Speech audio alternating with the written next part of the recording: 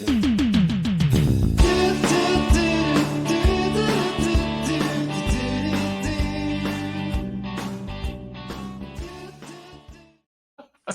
cold opening today because Daniel can't get the technology right. I mean, I'm not helping you. So What a night. What a night, this lack of my brain functioning to get technology right it's been. Yeah. Hey, at least I'm recording this time. Yeah. So how are you doing, Jason, man? How's life going, buddy? Hey, I'm good. I interrupted your intro. So tell everybody what this is. Oh, this is the Red, White, and Blues podcast, and we do talk about all things Chelsea Football Club related. My name is Daniel, and his name is Jason, and together we are, like I said, the Red, White, and Blues podcast. So, yay! How are you? I'm doing fine, man. It is. Like, I just feel like right now that my brain, for some reason, just isn't functioning right tonight. So, yeah, whatever. That's okay, Daniel, because we're second in the league right now. That is right. We are officially, after match week 10 is over, Manchester United lost. We are second in the league. Yes. And happily, City lost. So Arsenal won, of course, and we are second in the league, 6 points off the top. Yeah. Hey, look, I'm here for it. I'm going to be honest, Jason. I'm going to be honest with you right here, okay? Okay. And I'm going to be honest with the people out there. You already know the first part of what I'm about to say. I missed the first 15 minutes of the match because I overslept. Stupid freaking 6:30 matches. I missed the first 15 minutes of the match. My bad. Hands up. That's on me. You know this. You know the Monty Python meme all too well. The shame meme. So, yeah, I've just sent that to you in text message form. I actually have. Yeah. So first thing, I missed the first 15 minutes. Apparently, Jason, though, when I texted him and said I'm awake, I made it. He just immediately said, "Just go back to bed. You didn't miss anything. It's terrible." Yeah. To be fair, you slept through the worst 15 minutes. Yeah. So, yeah. You didn't miss anything, actually. Yeah. So that's what I woke up to was Jason telling me to go back to bed, that we weren't doing great. No. So that was fantastic. And then as I'm sitting here today, and before we get on this podcast, I'm sitting here trying to think about this match. And I honestly don't remember a whole lot from this match. I'm just going to be completely honest. I don't remember. I know we won 2-0. I know that Neto scored. I don't remember anything about his goal. I know that Enzo scored. I don't really remember a lot about his goal. I know one of them was we almost passed the ball to them and we got it out from the back and then we transitioned really quick. I don't remember which goal that was. It was one of them. I just know that. That was Enzo's goal. That was Enzo's goal? Okay. Yeah. I know Esteval got like a whopping 5 minutes of playing time. Did he even get in? I didn't think he even got in. He got in at the very end. Very like the 80s. I want to say he got in like the 86. No, they set him back down after we scored. Oh, they set him. Oh, that he didn't even get in. Yeah. What a loser. That's right. He did. Yeah, he got set back down. Yeah. We only subbed 3 players. Yeah. Reese came off at halftime, which one could only assume that means he's going to. We'll start. We'll talk about the Barca match, I guess, at the end a little bit. Since that's tomorrow night, or tomorrow night, craziness. But yeah, like from what I remember about this match is we didn't look great. No. We weren't good. Burnley is just bad. So there's that. But it's one of those things. Like, it just wasn't a great match. But sometimes you have those matches, and you just got to find a way to win them. And that's more or less how I sort of took this match this week. Is like, okay, we weren't our best. We sort of sucked, but we normally suck against bottom of the table teams. But we won, and we got 3 points, which is what in the end we needed. So just be happy. We came off the international break. We're going away. On top of that, our players apparently now are kicking doors. whenever they lose in FIFA and they're really mad about it. And so Palmer's not even back yet. But Matt Law wrote an article about the special booth that the Chelsea people put him in, the Chelsea medical staff put him in, and Reddit was broken the other day, and that was the only article that would pop up on every page was that. It's the stupidest thing ever. Yeah, I don't know, Jay. What did you think about the match? Man, I'm with you. There's really not much to remember. I was trying to look at like a little bit of the breakdown just to see. And there's not much to talk about. We can talk lineup, I guess. That's important considering the week we're about to go into. Yeah. I mean, it's the same freaking. Well, I guess the difference was we actually did rest Caicedo this match. Yeah. Thank God the man finally got a rest. And I will say this. Andre Santos looked amazing. Probably the best he's looked in a Chelsea jersey. Oh my God, playing that match. Yes. Doing what we predicted that he would sort of do, like coming and filling. Although we did expect him to fill, I guess, the Enzo role a little more. Yeah. But because people can't stay healthy at Chelsea, he's filling in for Caicedo, he did fine. He did fantastic. Loved his match. He did great. That's the only reason the defense even looked competent at all. That's true. That is true. Like he played cleanup all game. Mm-hmm. All game. He was the most important player on the pitch. I would agree with that. The spaces he dropped into were perfect. He knew exactly where to go, exactly where to be. Well-earned player of the match because he got the trophy at the end. Yes. Very well earned. He was incredible. I mean, if you're going to have somebody back up Caicedo, that's the kind of performance you have to require of them. And Correct. He did it expertly. So, hands down, a power performance. I guess I don't know where that was going. A power performance. He was a power. He was just a power. He was a power. But no, probably the most impressive player on the pitch all game. Yeah. Like he is so for sure. Yeah, I have no disagreements with that. I did enjoy watching him play.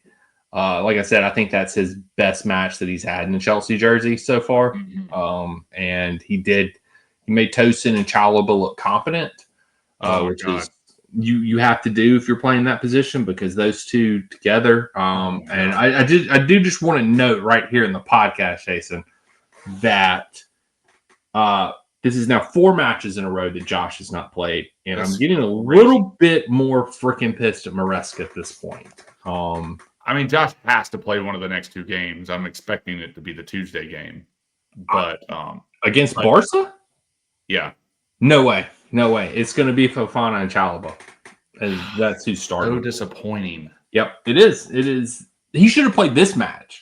Like he should have played. You're right. He should have played instead of, especially if Chalobah is going to be playing Tuesday night, which I feel like he will because I feel like Fofana Chalobah has been the better center back pairing for us this year. Yeah. No, you're probably right. Fofana didn't even get named to the bench this match. Yeah. Is he hurt again? Maybe. I don't think he is. I just think he didn't get named. But okay, that's fine. If he didn't, So, I don't know. Yeah, he's not listed on the injury list. Yeah, so I do believe it'll be Fofana and Chalobah starting this week again. It's just so disappointing. I don't know what Josh has done to Maresca. Yeah, exactly. But yeah, that's really disappointing. But his last match was one of his best matches that he's played at Chelsea. He looked amazing, and then he hasn't seen a minute since, and I just don't understand it. And like after that match, Maresca praised him and said, like, look, Josh is great. Like, we love what he's doing, this and that. Praised Josh after that match, and then he hasn't seen a minute since. And it's like, what are we doing? Yeah, I don't know. Especially when your other center back's Tosin and he's shit. Like, and now that Badiashile's back, I rate Josh ahead of Badiashile, but Maresca clearly doesn't because Badiashile got in this match. Not super great either. Yeah, not great. He's not great. Like Badiashile is so he gets good. He's good. Gets hurt. Sucks. Yeah. Gets hurt again. Is good, and then he's hurt again. So I'm assuming he's gonna suck now when he comes back. That's just how the pattern's going. So but yeah, he had a couple boneheaded moments in there. I can remember a cross coming in there. I don't remember a lot from this match. I do remember this. Burnley had a cross in there, and he mistimed the jump, and they had a shot. So I don't know. Who do you think you think Chalobah plays all 3 games? Like, who is our center back? No, I don't know who's going to play. I don't know who will play. Maybe is the match Sunday? Yeah. Then I think Chalobah and Fofana will both play on Sunday because it's a Wednesday, Thursday, Friday, Saturday. It's 4 days rest. We're not there's no travel in there either. Right. So I think they'll both play against Arsenal. Man, that's going to be. No, you're right. This would have been the game for Josh to get in. This would, I think he should have played Josh instead of Trev, but he didn't. So whatever. Although I do believe Josh played with the U21s for England over that international break, possibly. So I don't know, but anyway, it is what it is. But the rest of the lineup, I think, getting started instead of Garnacho. Yeah. Which makes sense if you're going to start Garnacho in the Champions League. Right. Neto starting. I can only hope, Jason. That Neto starting means that Esteval starts Tuesday night against Barcelona. That's the only thing I can hope for in all of this. That would be amazing. I think I need to search it. Maybe you can find it because you're better at finding stuff than I am. I do want to say Maresca said Esteval is going to start. I'll look. But I'm not sure. I could have misread a tweet or something like that because shit like that does happen. But I don't know. I do think that Neto's probably going to start just because he trusts Neto more, and Garnacho, I don't agree with it. But I mean, if you look at history, Esteval has started a lot of the Champions League matches. So, granted, they're not against Barcelona level teams, but he has started some. So, yeah, I don't know. Yeah, I don't. He praised Esteval. I haven't found where he actually said he would start. Yeah, let's read a tweet. Yeah, so. Neto and Gittins, decent games today or yesterday or Saturday. Decent games. Neto came away with a goal. Get off of a Gittins, a great Gittins, a great cross by Gittins. Yeah, cross. That's right. Neto's was the header, right? Right. Yeah. Oh, okay. Now I remember this goal. I remember the goal. Yeah. Great assist. Great. Yeah. Okay. Was really good. And it opened the game up, and that's what it needed because Burnley were sitting back, and to do that before the first half is where it really went good for us because Burnley had to come out and play, and we know what it's like where we can't break down a low block. So the people I'm kind of disappointed in are Delap and João Pedro, who terrible games from both. Yeah, just both fell off a little bit. Like João Pedro at least has some decent hold up play, can get, but my God, he forgot to put his feet on. He just a lot of wayward shit from him. Yeah. Throughout the entire game. But Delap, man, he could not get on the end of anything. He hasn't been able to. That's the problem right now. Everybody praising Delap. And I mean, I'm all for taking a risk on the potential if it's only 30 million. So I have no problem with that.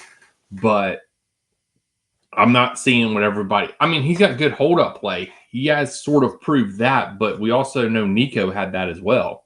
Yeah. And Nico would get luckier than Delap and at least score sometimes. So yeah, Delap, 2 shots on the day, only had 20 touches in 67 minutes. Touches in the opposition box, only 4.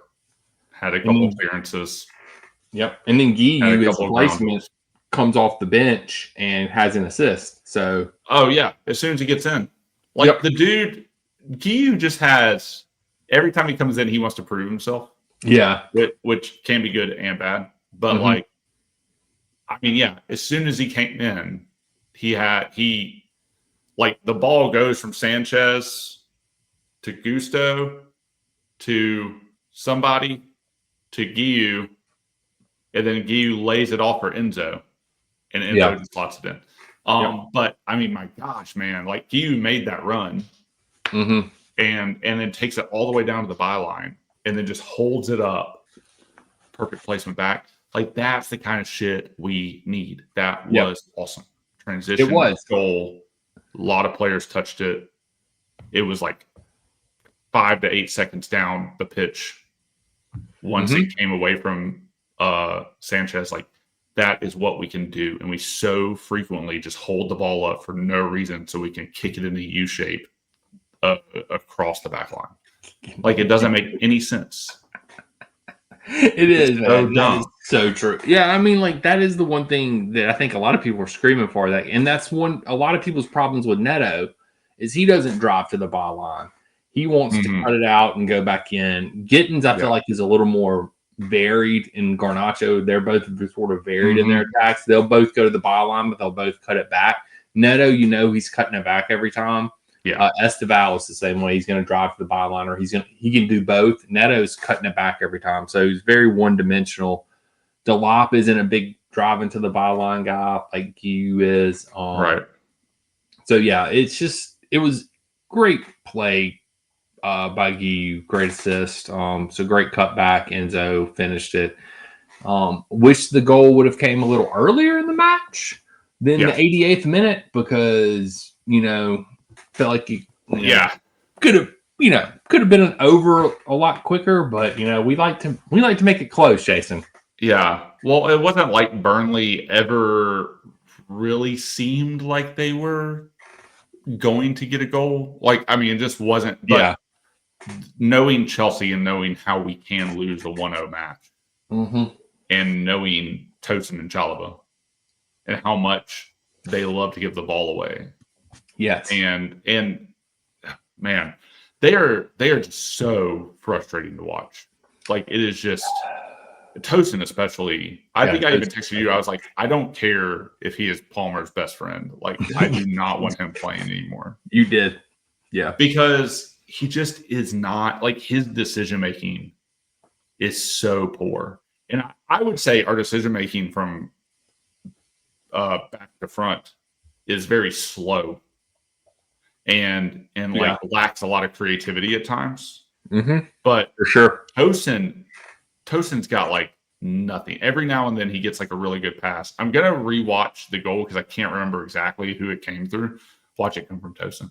But I think it went from you talking about the it went from Sanchez to a defender to I think it was, I don't know. I just can't remember. I need to start watching. It was somebody and then Gusto. It might have been Chal. It probably was. Wait, who was playing? Yeah, I can't remember. I got to get through an ad. But anyway, I don't care. If it did come from Tosin, I don't care. Like, the dude is a liability. He is. Every time he gets the ball, it is like what I don't feel this as much with Sanchez anymore. But when Sanchez, every time he had the ball, I would, like, suck all the air out of the room. Yeah, because you're holding your breath. Yes. Yeah, nerves. And with Tosin, I feel like that every time he does a thing with the ball. Every single time. I feel that. And I think that too with Sanchez, like he's like, as long as the ball's not at his feet, I'm fine. So I don't know. Okay. It was Sanchez to Gusto. Okay. Gusto to Neto. Neto's running down.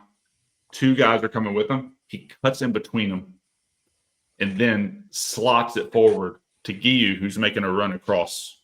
Okay. Giyu takes it at a little bit, probably like 10 yards from the top of the box.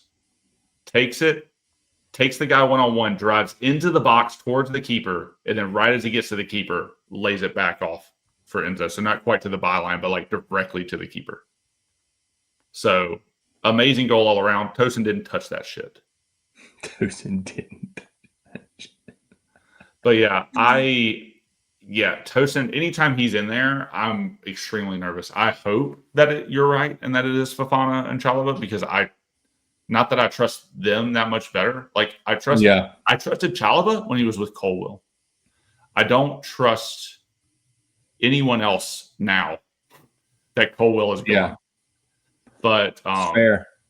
People who I am starting to trust a little bit more, or that get better every game, Giddens and Garnacho get better. They do. With each game, they incrementally get a little bit better. Like Giddens from the Bundesliga, that's a bit slower league. Like that is the quintessential criticism for players who come from the Bundesliga. It takes them a little while to get up to the pace of the game. He's kind of getting there. I don't think he is as involved in attacks as much, but Neto just has such a speed that we tend to go down the right a bit. Like this game, it wasn't as much of a Cucurella Gittins link up as it was for like a Reese Gusto Neto link up down the right this game. Right. But it is nice to see Gittins display a little bit of talent that like we kind of knew he had. He just hasn't been able to get to the pace.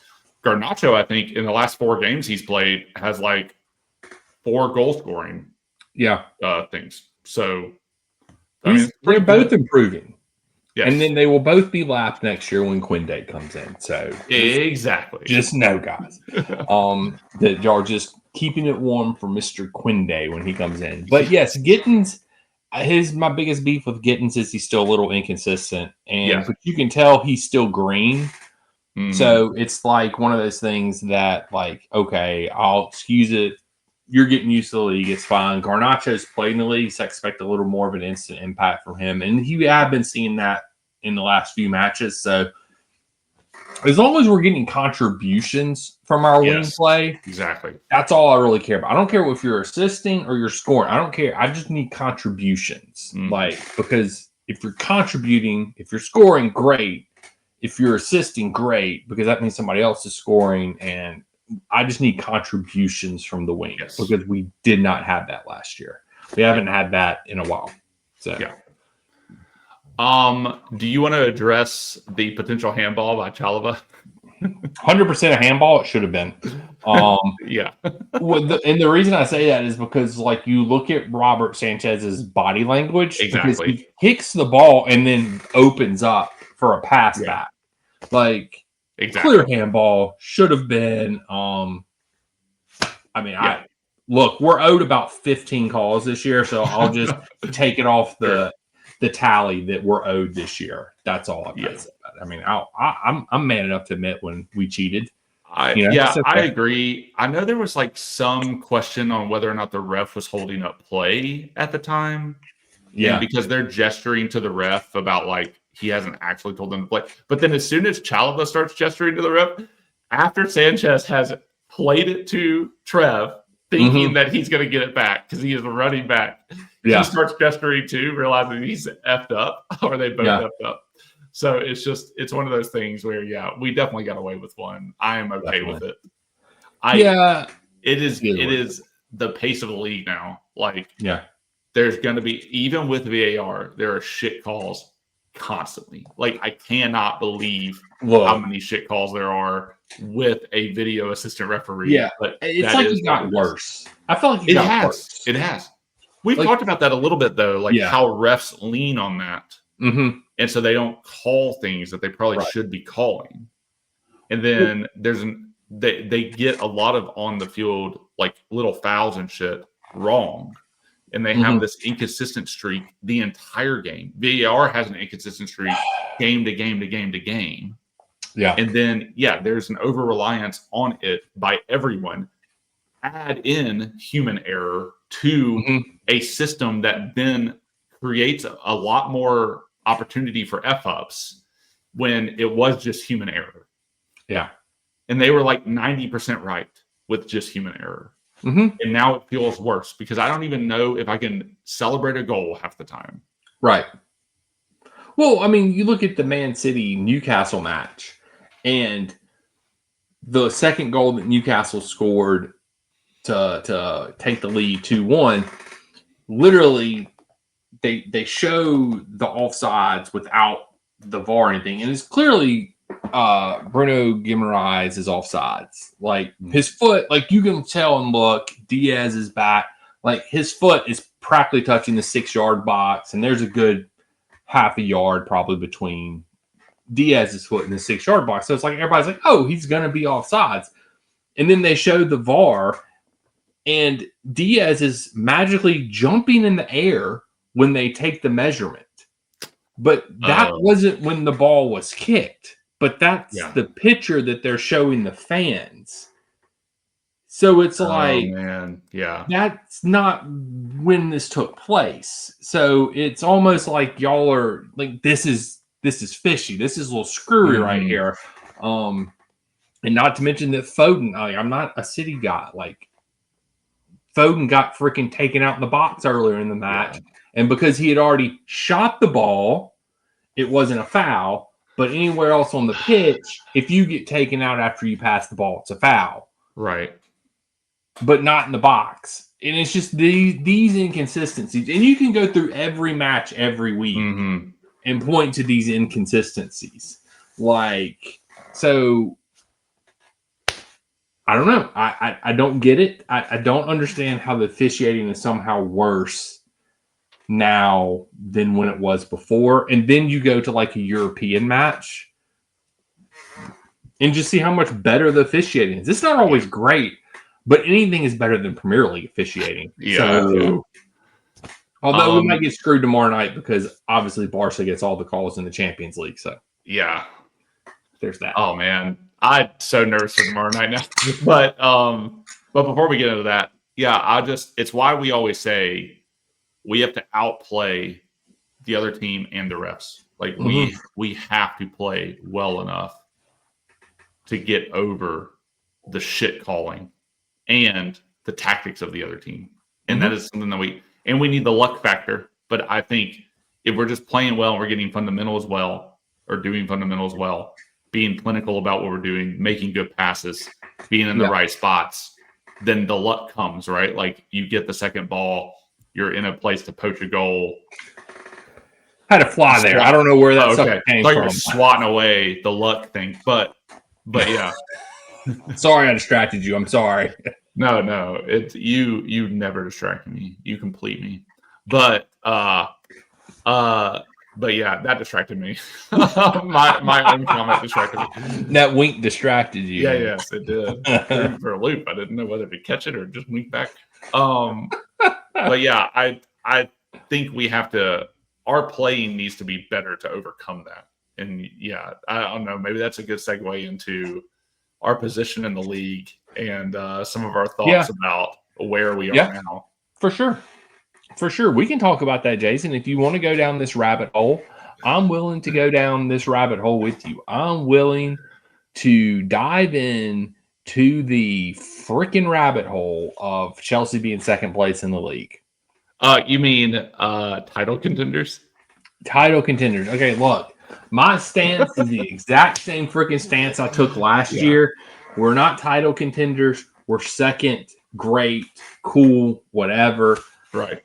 You don't beat Arsenal this weekend. You definitely don't have any things to write home about if you don't beat Arsenal on Sunday. I don't see it. I don't get it. I mean, I don't get it. I get it. I think we are better than we were last year, although I think we are, a point off of where we were last year, I believe. So technically not quite as good as we were last year. We'll see how that goes. I think Sunday's going to be very telling. But I will say that I think it's going to come down to how we do this December run, because it's pretty much a pattern of what happened last year. Yeah. It's pretty much a pattern of what happened with Maresca at Leicester. Great start at Leicester. They started out hot. Then they fell off a little bit, peaked again at the end of the season. Exactly. So, and that's my biggest thing with Maresca is like, I need you to get these performances out of the boys for the whole season. Because if you want to be title contenders, that's what you got to do. And I need to see come March, let's be second place in the table and not 20 points behind Arsenal before I'll say we're title contenders. I don't know. I still am going to hold my prediction that City wins the league. I'm still going to hold to that. I don't know, maybe not. They really only have a one-man band right now, and his name's Erling Haaland. He scored something like 60 or 70% of their goals this year, some crazy stat like that. Yeah. So Liverpool is clearly not doing shit because they forgot how to play football. That's going to screw up my predictions next. I don't know. I don't know. I just don't think we're there yet. I don't think we're ready to challenge for that. Maybe we are. Maybe we can. Maybe we do. I don't know. I just don't. Yeah. I don't know. For some reason, Palmer coming back is going to be telling. Mm-hmm. That was going to be my devil's advocate. Yeah. Palmer has not played since the beginning of September. The 20th, I believe, was his last match. Sometime around there. And he was playing injured, apparently. Yeah, and he was playing injured. That's true. And then he was coming back, and then Hato jumped into him and hurt him again. So, whatever. Asshole Hato. But yeah, I just don't. I don't know. I'm gonna just treat this team as normal. We're fine. I didn't think we were gonna challenge for the league this year. I was not as optimistic as you, Jason. But I am excited with Palmer coming back. And the reason one of the big reasons we did suck last year, let's remind everybody during the December, January sort of thing, is Palmer sucked during that time. Mm-hmm. Yeah. He didn't do a lot. So this year I feel like we have more people that are involved this year as opposed to last year. So I feel like maybe that can help us through December, but I'm definitely nowhere near ready to call us title challengers. That's just my 2 cents. Well, how do you feel about this, Jason? You're the one that predicted us to win the league. I know. Yeah. Like a little cheeky prediction to win the league. I did buy into the hype a little bit after our run at the end of last season, going into Conference League, going into the club. Hell of a run, man. It was a great run. I would be feeling a lot better about this prediction. Disclaimer, I don't, and even with my cheeky prediction, didn't really think we'd be title contenders because if I remember correctly, that prediction required several teams to drop off. Well, one of them has. Liverpool and City. City's still in it, but Liverpool have 100% capitulated this season. Like already capitulated this season. Like epic proportions capitulated this season. It is rough to watch. Like painful to watch. My thing with Liverpool is you looked at their season last year, nobody credits. Salah had one of his best years ever. Yes. Salah's done shit this year. So literally their team last year was Salah. Yep. And the defense has only gotten worse. They've gotten older and slower. They've tried to put new people in there. They're all bad. Works. Some of them have been hurt. Yeah. They've just been hurt. Their best striker, they won't even play because they have to play the most expensive player ever in the Premier League. They won't play Etike, who was literally happening. Killing the freak. Like when they were winning matches, Etike was their starting striker. Mm-hmm. Yeah. Now you have Isak in there, and he doesn't do anything. Yeah, it's crazy. So, but anyway, I will just say there is a sense of me that did believe at the beginning of the season that we could. That was quickly dashed. I think the could part of it was quickly dashed when we started losing boneheaded games and started drawing boneheaded games. You turn one of those games into like a win, right? Like we're tied. Now, granted, this is where it changes because you and I were never on the title contenders thing last year ever, right? And And that I was on a vacation with my wife around Christmas when we drew 0-0 to Everton. And I said, oh no, this is not a good sign. And we had an epic crash. Yep. And then finished the season strong. But we had like a 3-month span there where it went real sour for us. And we were fighting for top 4. I don't want to hear this bullshit about how they were just waiting for us to be Champions League, because that was not even guaranteed. Right. It was more probable on the last day than it wasn't. But it wasn't guaranteed on the last day if things went bad. So, because all we had to do was do our thing, and it was fine. But that's never a guarantee in Chelsea land. So I will just say, devil's advocate. Not that I believe we're title contenders, because I don't. But I want to believe that we are, which is why I predicted it. But we have been doing what we've been doing. Granted, the luck factor is amazing right now. Like does the luck run out? I don't know. But the luck factor this season has been pretty good, outside of the red card situation that we decided to saddle ourselves with. That it hasn't been a thing for a few games. But anyway, we decided to go on an epic red card streak for like 7 games. And then we've been doing this without Palmer, which is pretty big, I think. And it's like you said, we have more people contributing. We have more players getting better right now. The thing that is going to screw us royally is our defense.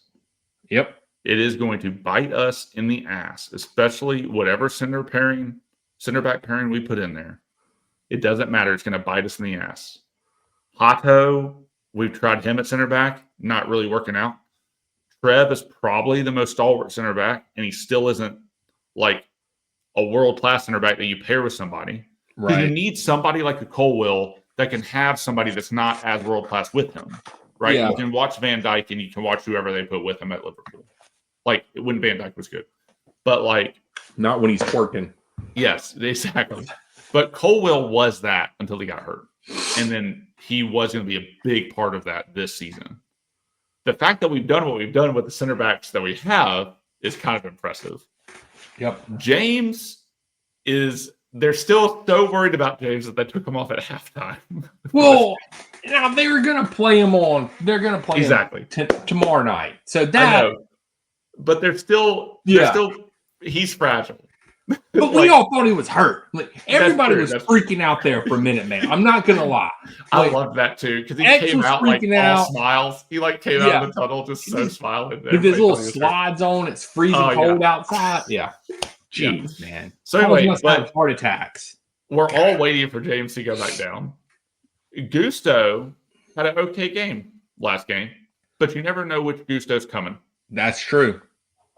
So our midfield, pretty impressive.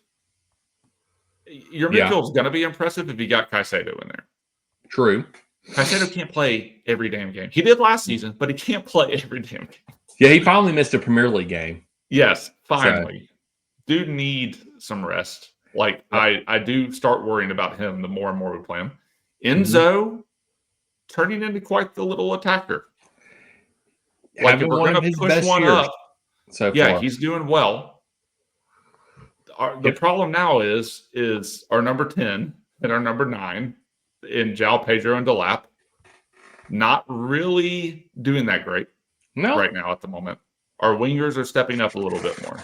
So if we can get them all clicking, then I think we have a good season. Do I think we're actually going to win the league? I don't know. If we beat Arsenal, though, it's destiny, and I will stand by my prediction more than I am now. Yeah. But if it is a long ass season, and we're like just at a third of it. Done. Quarter? Oh, we're just at a third. We're a third of the way through. We're 12 games in, right? So like this next one will be the third. Yeah, like third of the way. Yeah, it'll be a little over a third once we're done with this one. So that is way too early for anything, especially when it's this close at the top. But yeah, the vibes of it though are very bad because you and I watch the games and you and I see what's happening on the pitch. The creativity, it's what we say every time. The fundamentals are not there. The creativity is not there. We can't break down teams in the low block. Our defense is worrisome. Bob still has moments where he's worrisome, even though Bob has been stepping it up the last several games. Yeah. He still has moments where he's worrisome. Our strikers are not producing. We're without one of our most creative and best players to injury because he gets mad at FIFA.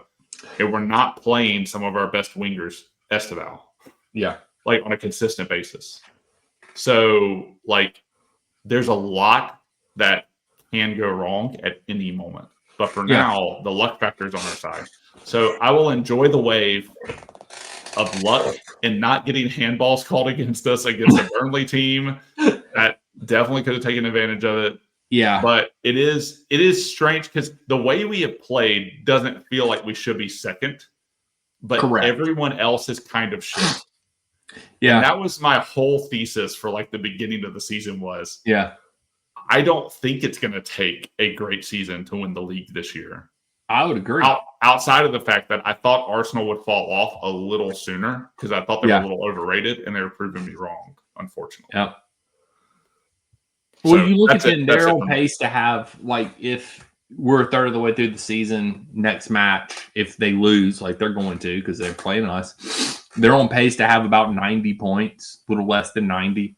So, that's about where I think everybody's sort of predicting it to finish this season. I don't remember. I don't remember our points prediction. How many points we predicted Chelsea to have? I don't remember either. But I mean, that's like, and that just goes back to the disparity in the league that we've talked about is just shrinking and shrinking and shrinking every year. And I mean, like, you just look at Sunderland.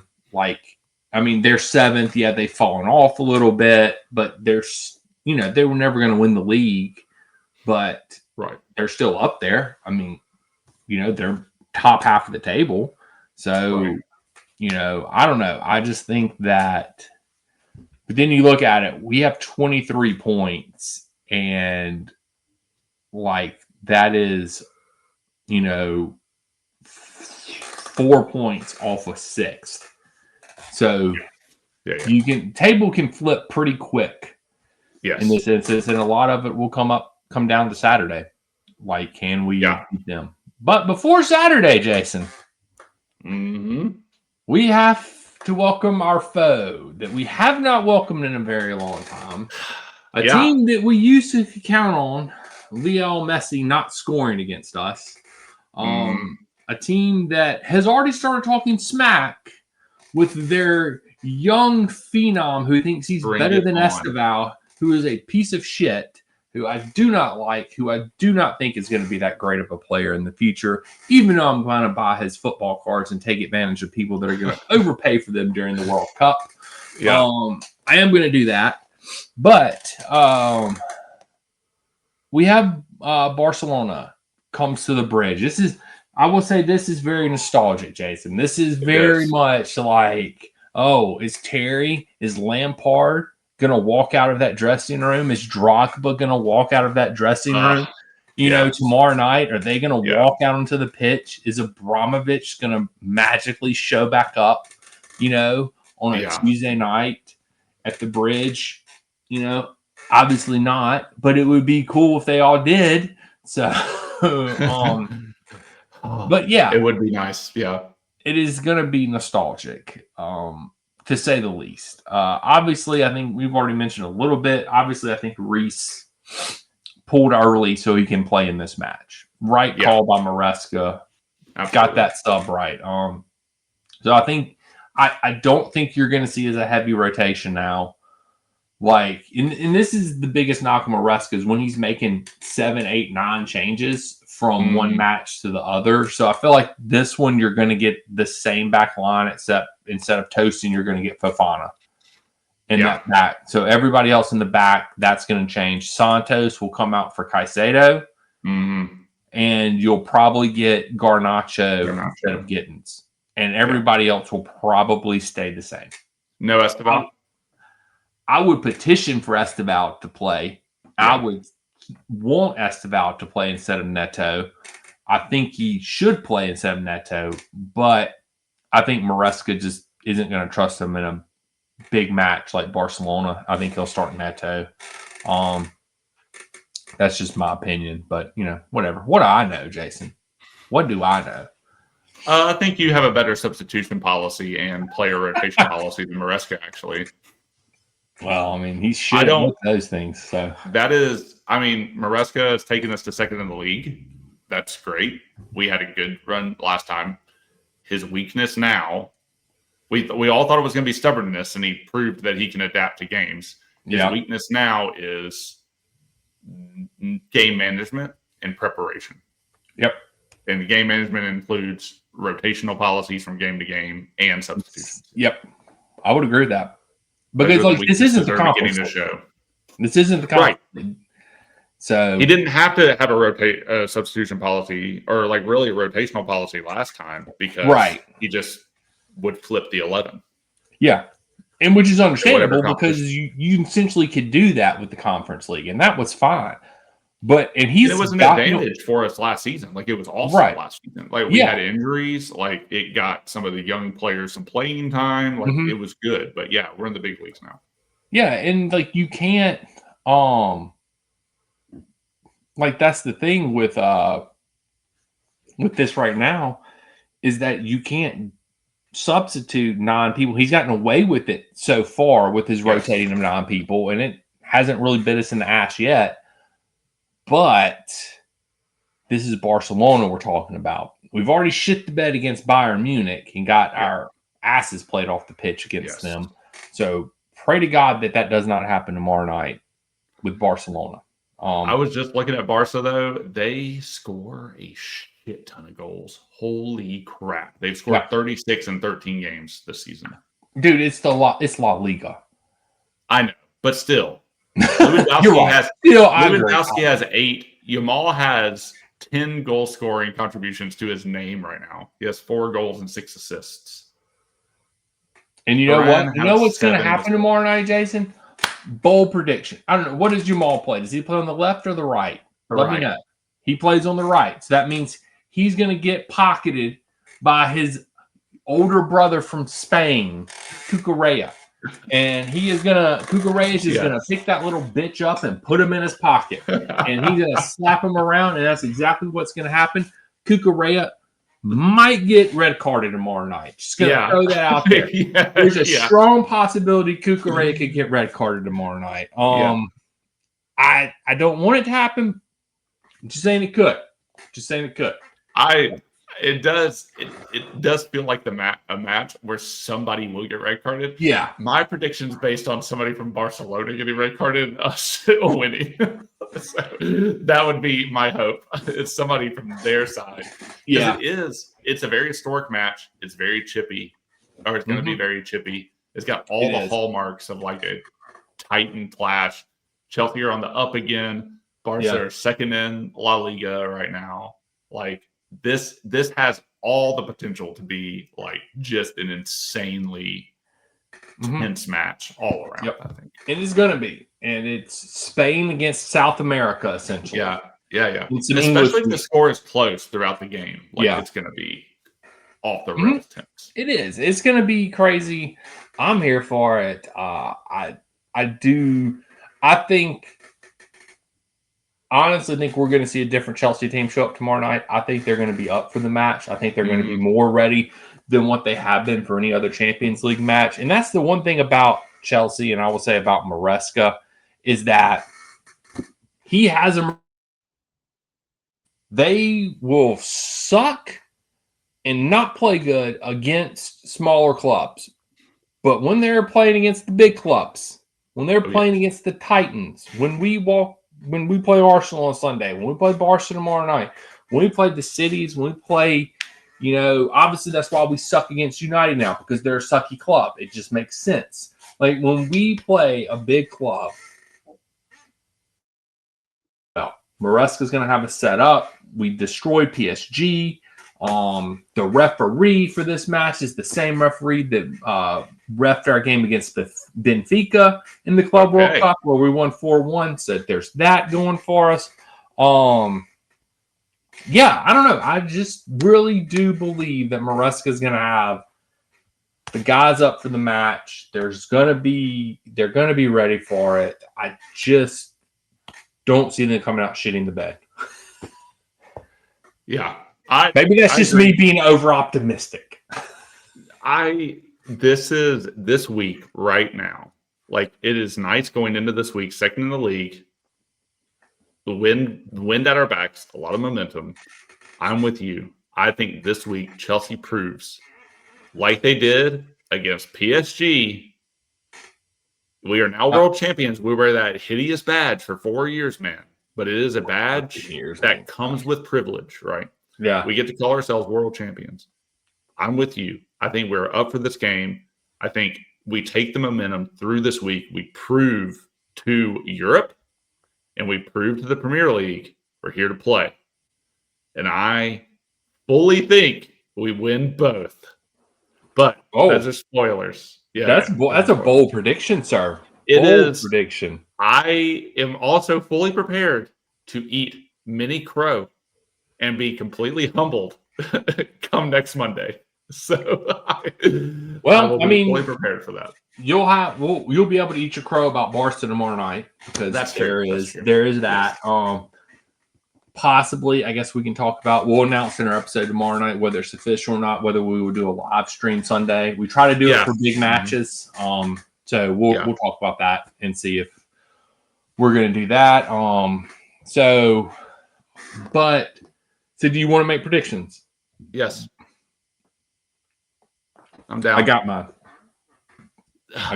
It's going to be. This is a dumb prediction. Okay. I'm glad that you were being optimistic. One of us has to be because I tend to be the more of the pessimist out of us two. You're a very positive, uplifting guy, and I'm very much my glass is half full pessimist. I actually think that's reversed in like real life, but no, on the Chelsea podcast. No, you're so much more of a positive person in real life. I have a cynical side of me. I have a cynical. We both have cynical sides. We know. Yeah. We're very. We're probably a little more similar in real life, actually. Yeah. But I'm trying to I'm gonna get real weird. I'm gonna manifest this shit. I am trying to get like in the mindset of thinking Chelsea's a winning club again. So that's my goal. You know what? Your manifestation, I'm going to manifest too. I'm going to manifest too. All right. Oh my God, this is going to be the most ridiculous. Okay, I'm just going for it. My score line's ridiculous too because I'm trying to manifest. So I have enjoyed the little duck. I have enjoyed having the duck, but I'll be sad when. Are we still? The season screwed me up. Am I still beating you 2-1 on the year? Yes. Okay. Because we didn't predict anything for Burnley. So. Yeah. I will admit I would have been wrong with Burnley. I would have probably predicted a 1-1 draw or a 2-2 draw. That would have been my prediction. So I would have been wrong. I have no idea what I would have. I think I would have predicted Burnley to score against us. So I don't think I would have been 2-0. I will never predict we have a clean sheet. I just don't trust it. I don't trust it either. Even though we've had several this season. So yeah. All right. Okay. Ready? I'm ready. All right. 3, 2, 1. 3-2 Chelsea. Yes. You went 3-2. Yeah. That's awesome. So my 3-2 prediction is Esteban scores the game winner, though. That's all I'm saying. I thought you were going to say hat trick. I mean, we can go for that too. Esteban hat trick. And then he lifts his shirt up, and it's just F Yamal on it. That's what it says. Yamal is my bitch. Yeah. Yamal these balls, bitch. Yamal these balls. Yeah. That is what I'm going to name. That's what we'll name the next podcast. If we win. Yamal these balls, bitch. Yeah, great thing about it being Thanksgiving week here in America is most places, the line of work that Jason and me both do, they don't do a lot of work the week of Thanksgiving because all the upper management people take off and all us little peons, we just work the whole week. Yeah. And so we get to watch the match tomorrow pretty much uninterrupted. So. Oh, I did absolutely no work today. It was going to be the same tomorrow. I did do some work today, so I will probably, you. So I'm not going to do anything Tuesday and Wednesday, though. So, whatever. But with that said, we will let y'all know. We will be recording tomorrow night. So this is going to drop on Monday night. Y'all, there will be another episode on Tuesday night. So if y'all want that one, listen to that. Also, go back and listen to our last episode. We dropped 2 episodes last week. We did International Movie Break, and then we did Behind the Badge, or is that what we called it? Yes. Yeah. Behind the Badge, episode 1, where we talk about Oracle possibly sponsoring the front shirt. One of Jason and me both agree one of the best episodes we've ever done, and y'all need to go check it out because we go in depth about the devil that is Oracle and the douchebag that is Larry Ellison. Yes. So go do that. We did pick up a new sponsorship today, Jason. I don't know if you heard this. Coca-Cola is now our official soft drink of Chelsea. That's good. So, got a sponsorship with Coca-Cola. I'm trying to think what else happened. There was some other random Chelsea news that happened. Eden Hazard. Hall of Fame. That's what it was, Jason. Uh-oh. So, Globe Soccer has awards every year. Okay. And Paul Winstanley and Lawrence Stewart have been nominated for Best Sporting Directors of 2025. How in the shit? Awards just lost all their legitimacy. I want to know who nominated them, and that person needs to be ostracized from whatever they are. I mean, to be fair now, look, if Esteval continues to do what Esteval does, fine. I mean, maybe, yeah. Maybe, but, still. It's a bit of a stretch, I think. Cole Palmer got nominated for Best Men's Player. He did. So did Yamal. Which I don't understand. But Best Women's Player, Lucy Bronze, Sandy Baltimore. Looking for the Chelsea women. Oh, shout out our keeper, Hannah Hampton. Also, shout out Sam Kerr. Made her first start last week in the Champions League forever for Chelsea women. Shout them out. Best Men's Club. We got nominated for Best Men's Club and Best Women's Club. Well, I mean, we are the world champions. So, Enzo Maresca got nominated for Best Coach, Best Midfielder. I'm guessing, is the Best Club the Paul Winstanley? Is that? The tweet I'm reading have been nominated for Best Sporting Directors. Oh, no, it says Best Sporting Director nominees 2025. Gotcha. It's Luis Campos from PSG, Deco from Barca, Edwards and Hughes from Liverpool, whoever Napoli's is, Mana, and then Winstanley and Stewart from Chelsea. Man, that's great. That is insane. Give me a break. Okay. That's a weird set of awards, I'm just going to say. Mm-hmm. All right. Well, that was fun. That was a fun little thing. Yep. And we will, I guess, tomorrow on our podcast talk a little bit about the Arsenal match coming up on Sunday. Mm-hmm. We'll talk a little bit about it. We'll give our predictions for that match. And we'll either be really excited or we'll be really sad tomorrow on the podcast. So one of the two things. Exactly. But, you want to tell these people where they can find us, Jason? Yeah, man, we're on X, Instagram, and Substack. Catch us on all 3. Daniel does most of the writing over there. I have one blog post. Go read it. You can find us on all the things. We made it easy for you. It's the same handle, at Red White Blues FC. Just down below. Yep. New blog post got released today about Oracle. I released that today. Mm-hmm. There's another blog post coming out tomorrow. There'll be another blog post coming out Wednesday. There'll be another blog post coming out Thursday. I'm hitting it up this week. I'm going to do like 4 blogs this week. Shit. So happy Thanksgiving to us. Hey, there will be a top 10 things I'm thankful for. This is now I've decided since I hadn't done one. I didn't do one last year. I did one the year before, so it's now a biannual thing. Yeah, exactly. Every other year. I'll just do 10 things I'm thankful for. So go check that out on Thursday. It'll release on Thanksgiving Day. Listen to us on Spotify, Apple, wherever this is your podcast at these days. We're there. We are also on YouTube.